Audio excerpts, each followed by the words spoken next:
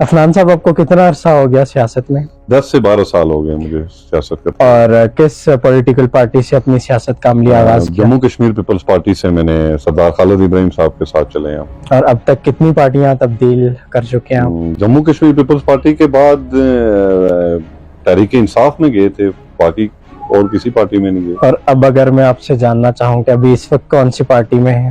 अभी तो तहरीक इस्तेकाम में हमारी लीडरशिप, क्योंकि उसमें बानियों में से हैं, तो आज़ाद कश्मीर में तो अभी उसका क़याम नहीं हुआ।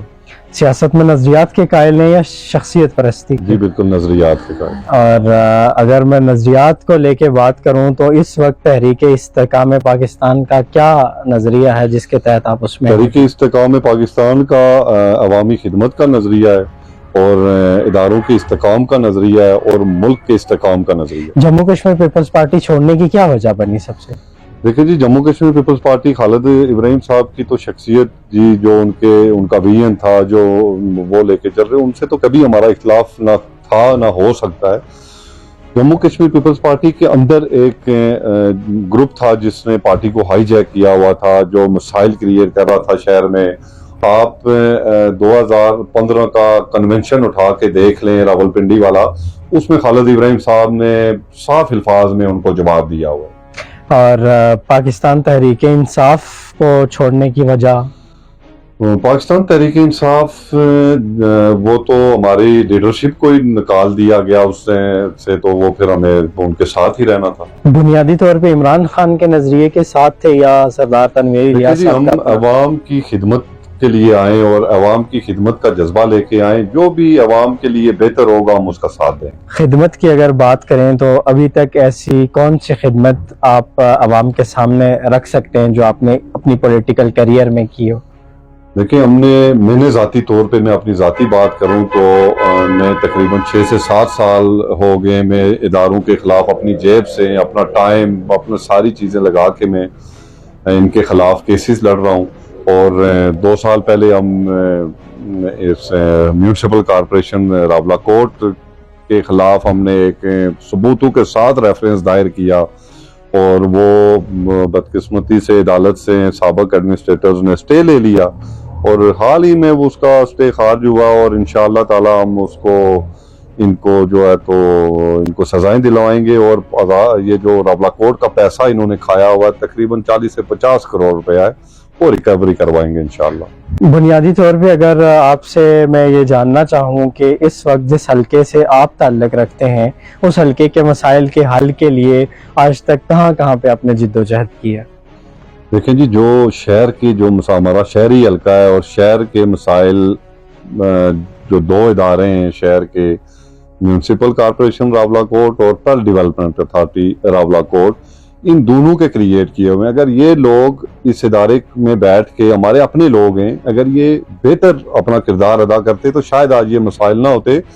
और अब जो रिसेंटली हमारे मेयर साहब बैठे हैं, इंतहाई शरीफ नफ्स, बेदाग दामन के मालिक हैं, और मुझे लगता नहीं है कि ये अब उस तरह से रहेंगे, क्योंकि जो इनके साथ इदारे में इनके करीबी रिश्तेदार ऑफिसर हजरात बैठे हुए हैं, वो उनको लगातार टेक्निकली खराब कर रहे हैं। तो इफनान साहब, जिस पार्टी से आप मेयर साहब को सपोर्ट कर रहे हैं, जिस पार्टी से वो बिलोंग करते हैं, उसी पार्टी से जम्मू कश्मीर पीपल्स पार्टी, जिससे आपने बुनियादी अपनी सियासत का आगाज किया, तो क्या वजह बनी कि आप उस पार्टी के तो अगेंस्ट है, लेकिन उसमें जो उससे वाबस्ता लोग हैं उनके फेवर में है? नहीं, मैं तो फेवर में, उनके तो फेवर में तो नहीं हूँ। मैं तो उनकी जो ज़ाती, जो उनकी शख्सियत है उसकी बात की है मैंने।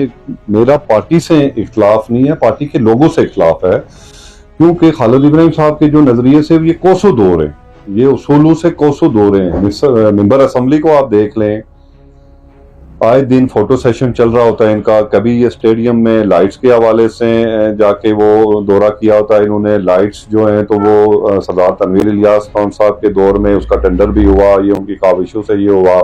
फिर कभी लाइब्रेरी का दौरा हो रहा होता है, कभी ये किसी पुल्ली के पास जाके खड़े होकर फोटो सेशन करवा रहे होते हैं। भाई, आपको कानून साज असम्बली का मेंबर बना के भेजा था, आपने कानून साजी करनी थी, اور آپ نے تو یہاں پہ فوٹو سیشن شروع کیا ہوا ہے. راولاکوٹ کے مسائل جو چیدہ ہیں ان کے آج تک حل نہ ہونے کی آپ کیا وجہ سمجھتے ہیں؟ دیکھیں جی، ان کے حل نہ ہونے کی وجہ میں جموں کشمیر پیپلز پارٹی کو سمجھوں گا اور جموں کشمیر پیپلز پارٹی کے ایک گروہ کو سمجھوں گا جنہوں نے شہر کو مزید یہ تجاوزات، بس ٹرمینل کا معاملہ ہے وہ لٹکا ہوا ہے، اس کے بعد آپ کا ذبح خانے کا مسئلہ ہے، کچرے کا سالڈ ویسٹ مینجمنٹ کا پروجیکٹ آج تک نہیں لگا سکے، جگہ جگہ کچرے کے ڈھیر لگے ہوئے ہیں. کہ شہر میں ٹریفک کے جو مسائل ہیں یہ سب تجاوزات کی وجہ سے، اور میں ذمہ دار ان کو سمجھتا ہوں. بس ٹرمینل کی بات چلی تو وہ تو پریکٹیکلی شفٹ ہو چکا ہے ٹرمینل پہ. بدقسمتی سے بھائی میرے یہ 5 سال پہلے بھی شفٹ ہوا تھا، 1.5 ماہ چلا واپس آ گیا. آج بھی یہ وہی حال ہے، یہ وہی لوگ اداروں میں بیٹھے ہوئے ہیں، ان کے بھائیوں کے اڈے، یہ وہی جرگے ہو رہے ہیں. کہیں آ کر کوئی گاؤں پہ کوئی روڈ پہ لگا رہا ہے، کوئی چیٹ سے آ رہا ہے. بس ٹرمینل غیر فعال ہے، پراپر طریقے سے نہیں. اللہ کرے یہ چل جائے، لیکن مجھے لگتا نہیں ہے کہ یہ چلا سکیں گے، یہ کیونکہ ان کی نیتیں ہی ٹھیک نہیں. ابھی جس پارٹی اور جس شخصیت کے ساتھ آپ چل رہے ہیں یعنی سردار تنویر الیاس خان، ان کے بارے میں کہا جاتا ہے کہ جہاں پہ بھی جاتے ہیں اپنی جیبوں کے منہ کھول دیتے ہیں اور پیسے کو پانی کی طرح بہاتے ہیں. کیا اس میں صداقت ہے؟ دیکھیں، سردار تنویر الیاس خان صاحب ایک برانڈ کا نام ہے. سردار تنویر الیاس ایک ویژن کا نام ہے. وہ آزاد کشمیر میں آئے تھے اور وہ تعمیر و ترقی کا ایک ویژن لے کے آئے تھے. آزاد کشمیر کو وہ خود کفیل بنانا چاہ رہے تھے. بدقسمتی سے ایک عدالتی فیصلے کی وجہ سے ان کو اتارا گیا.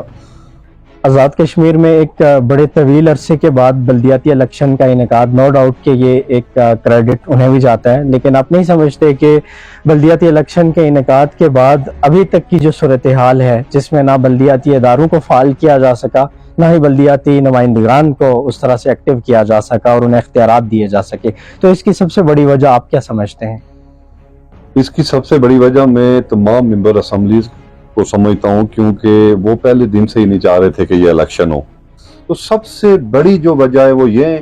اور انشاءاللہ تعالی میں آپ کو بتاتا چلوں کہ اقتدار جو نچلی سطح پہ منتقل بھی سردار تنویر الیاس نے کیا ہے، اور انشاءاللہ تعالی ان کے اختیارات کی جنگ بھی وہ لڑ رہے ہیں، اور ان کے اختیارات بھی سردار تنویر الیاس خان صاحب ہی منتقل کروائیں گے. عفنان صاحب، آپ نہیں سمجھتے کہ ایم ایل اے کا بنیادی طور پہ کام قانون سازی ہوتا ہے؟ تو گزشتہ 5 سالوں کی اگر بات کریں تو آپ کی نظروں میں سے ایسی کون سی قانون سازی گزری جو عوامی فلاح کے لیے کی گئی ہو؟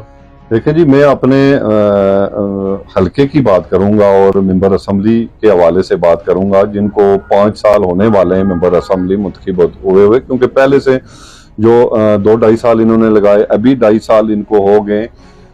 لیکن ان کو فوٹو سیشن اور یہ اپنی روڈز اور اس کے سے فرصت ملے تو یہ کچھ چیزیں کریں. آپ یہ دیکھیں کہ ہماری یونیورسٹیز، کالجز اور سکولز میں منشیات فروشی عام ہو گئی ہے.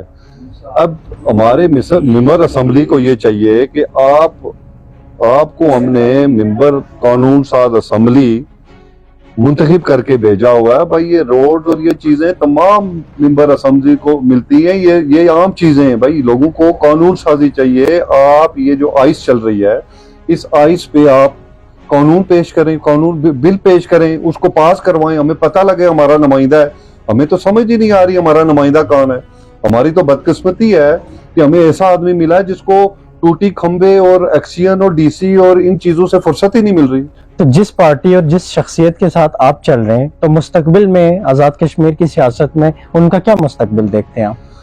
انشاءاللہ تعالی جہاں سے ہمارا جو مشن جو سردار تنویر الیاس خان صاحب کا مشن جہاں سے ادھورا چھوڑ کے آئے تھے، بہت جلد آپ دیکھیں گے کہ وہ دوبارہ آزاد کشمیر کے وزیر اعظم ہوں گے، اور انشاءاللہ ہم ریاست کو خود کفیل بنائیں گے اور آپ تعمیر و ترقی کا ایک جال بچھا ہوا دیکھیں گے. مختصر سے عرصے میں عفنان صاحب، آپ نے بھی ایز اے پولیٹیکل ورکر بہت محنت کی اور نام کمایا، تو آپ کے جیسے جتنے بھی ینگسٹرز ہیں ان کے لیے کیا میسج دیں گے؟ دیکھیں جی، ینگسٹرز کو میں یہ اپنے نوجوان بھائیوں کو میں میسج دوں گا کہ آپ نے ہر ممبر اسمبلی کو، ہر اپنے قائد کو دیکھ لیا ہے، وہ آپ کے لیے کیا کر سکتے تھے، جو ان کے وعدے تھے وہ کتنے انہوں نے پورے کیے ہیں.